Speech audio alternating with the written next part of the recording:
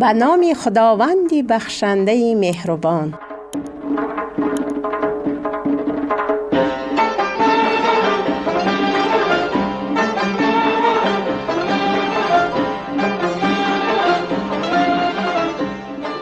سلام بچه های خوب، دوستان و شنوندگان رادیو مهر، خوش آمدید به برنامه خودتان.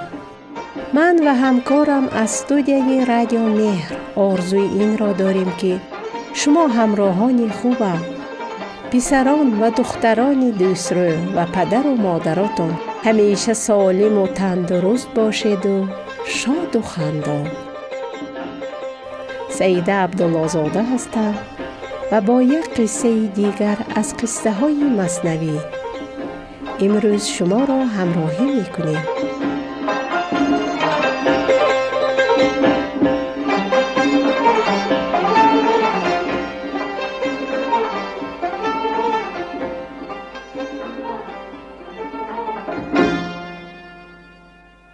در زمانهای قدیم مردم برای استراحت و سرگرمی و خوشگذرانی به بیرون شهرها دامنه کوه‌ها و صحرا و باغ‌ها می رفتند و چند روزی خوش می گذراندند.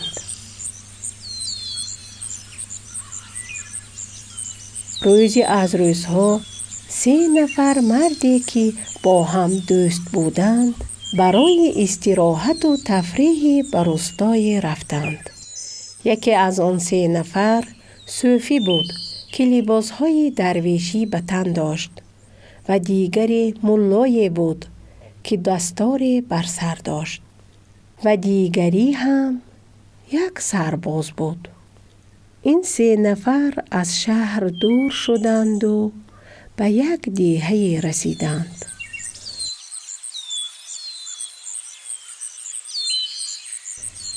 همه جا را تماشا کردند و دیدند در آن نزدیکی باغی هست که درهایش را هم نبستند. وارد باغ شدند. در باغ کسی نبود. هر کدام از این مردان میوه ها را از درختان چیدند و خوردند و با هم خوش بودند و شوخی ها می کردند و می خندیدند.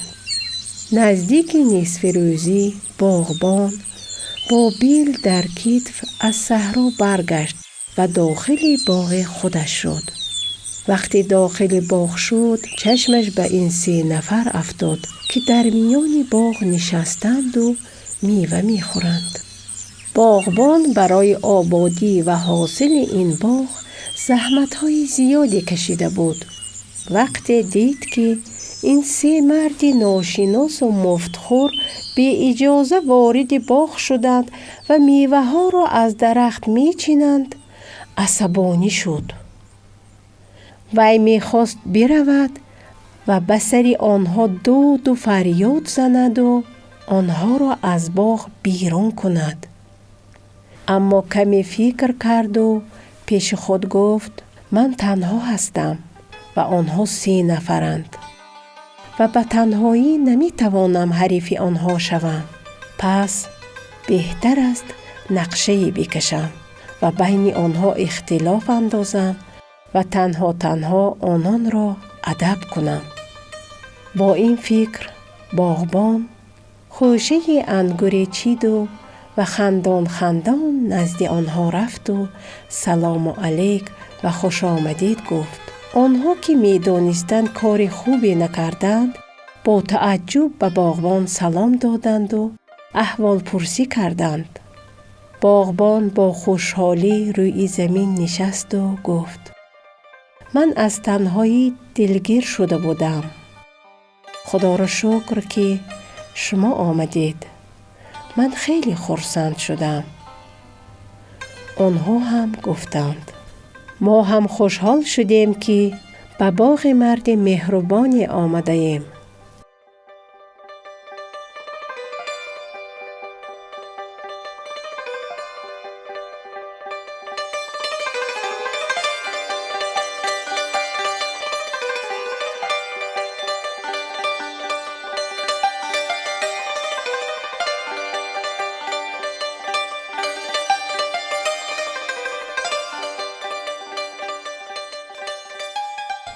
مرد باغبان گفت خوب نیست که روی زمین نشسته اید.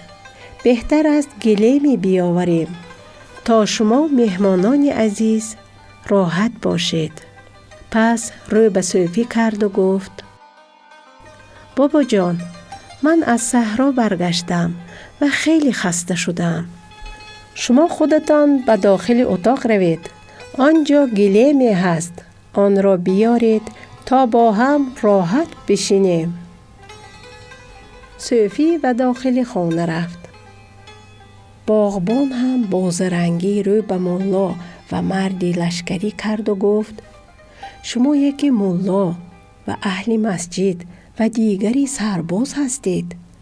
من شما 2 نفر را خیلی احترام می کنم. اما این همراهتان صوفی یک مرد تنبل و مفتخور است و من از او خوشم نیامد. اگر او نباشد شما می توانید تا 1 هفته در این باغ استراحت کنید و مهمان من باشید، ولی با این شرط که من این صوفی را از باغ بیرون کنم. وسوسه باغبان به اون 2 نفر اثر کرد و با این شرط راضی شدند. وقتی صوفی گلیم را آورد، باغبان به او گفت این 2 نفر از دوستان قدیمی من هستند و من از آنها مهمانداری می کنم. اما من شما را نمی شناسم. شما به اجازت داخل باغ من شدید. من ناراحت نشدم. حالا چند تا سیب بردارید و از باغ من بیرون روید. صوفی به دوستان خود نگاه کرد. آنها سر خم نشسته بودند. سپس به آنها گفت شما رفیق خوبی نیستید و با این باغبان همزبان شده اید. اما بدانید که از این باغ برای شما هم خیری نمی رسد. سپس از باغ بیرون رفت. وقتی از باغ بیرون رفت، باغبان چوبی به دست گرفت و از پسش رفت و او را آنقدر زد که به زور از دست باغبان خودش را خلاص کرد و پا به فرار گذاشت. از آنجا دور شد. باغبان وقتی از کار صوفی فراغ شد، نزد آن 2 نفر برگشت و با زبان خوش از آنها عذرخواهی کرد. سپس با خود فکر کرد که من تنهایم و آنها 2 نفرند. باید با حیله آنها را از هم جدا کنم و از باغ خود بیرونشان کنم.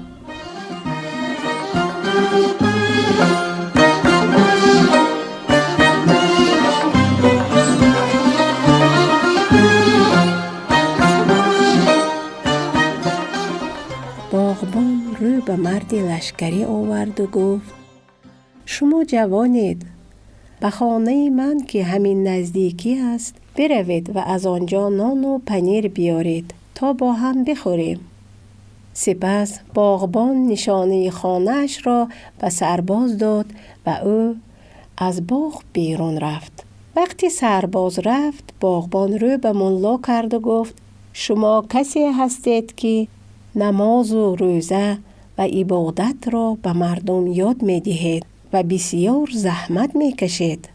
من می خواهم شما را 1 ماه مهمانداری کنم.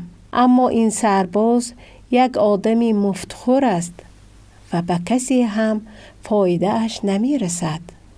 وی باید از اینجا برود. بگذارید من سرباز را از باغم بیرون کنم و سپس شما را 1 ماه مهمانداری می کنم.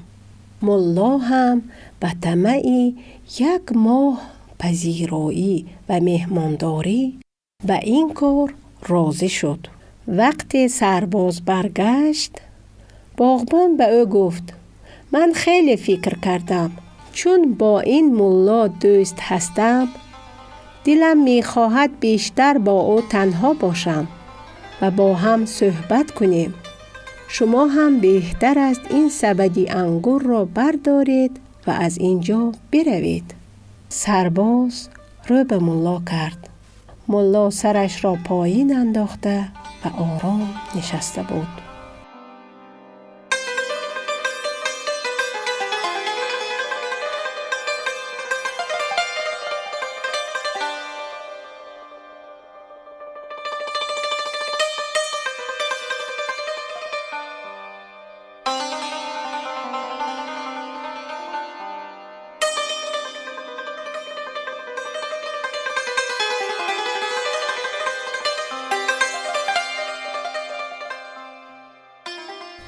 سرباز به وی گفت: ما با هم آمدیم، حالا من تنها بروم؟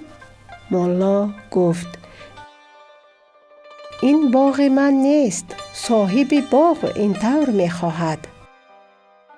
سرباز به ملا گفت: من می روم، ولی می دانم که این باغبان شما را هم بیرون می راند. این را گفت و رفت.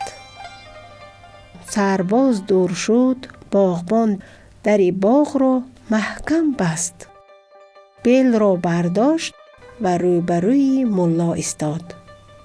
سپس به ملا خطاب کرد و گفت: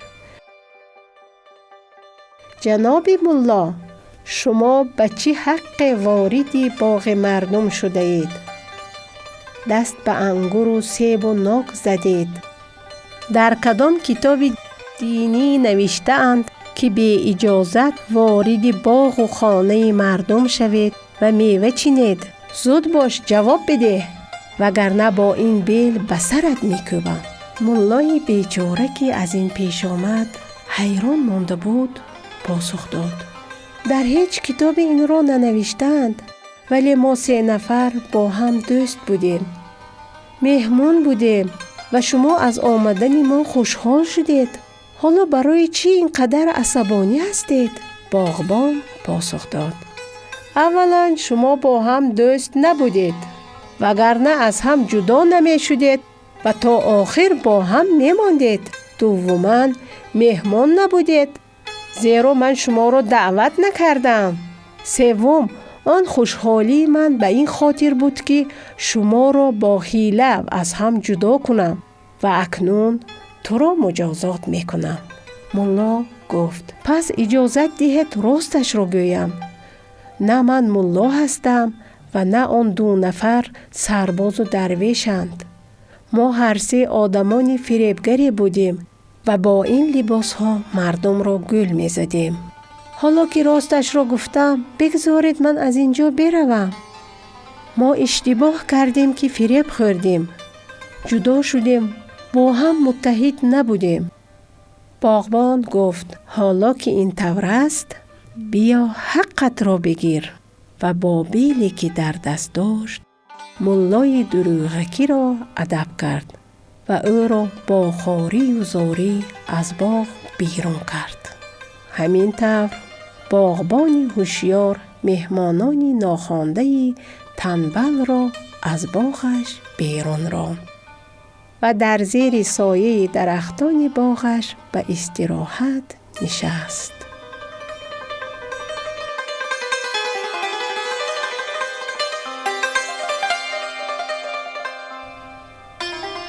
دوستان عزیز، فرزندان خوب، همینجا برنامه امروز ما به پایان می رسد و تا برنامه دیگر همه شما را به خدای بزرگ می سپارم.